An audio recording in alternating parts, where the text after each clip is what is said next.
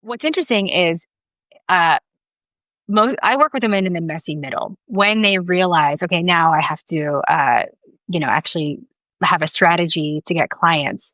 And this is where a couple things can happen. You can um, put in the work and learn how to do this, or you can just sort of plod along and be like a zombie business. You're not growing, you're not dying, but you are somewhere in between, right?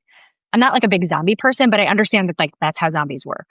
Um, and so in the messy middle, this is where you actually have to build the systems, build a marketing system, build a sales system so that you can get this part of your business, the getting clients part, really dialed in. Um, that's so that building is what happens in the messy middle. Now, the messy middle can be pretty long, right?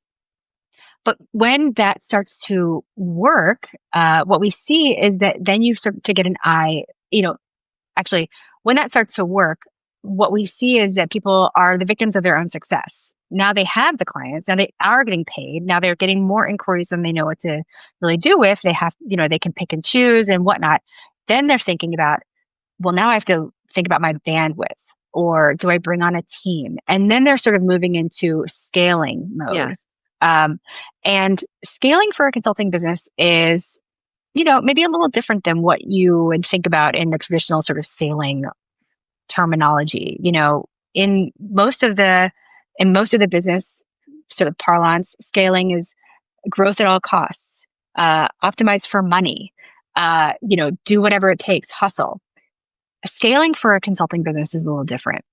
Uh, Growth that makes sense, optimize for your time and energy and happiness, and certainly don't hustle. There are other parts to life, and so we have to sort of scale differently. And I say, especially for a consulting business, when it's you and maybe a small team at that point, scaling is not something you just do all at once.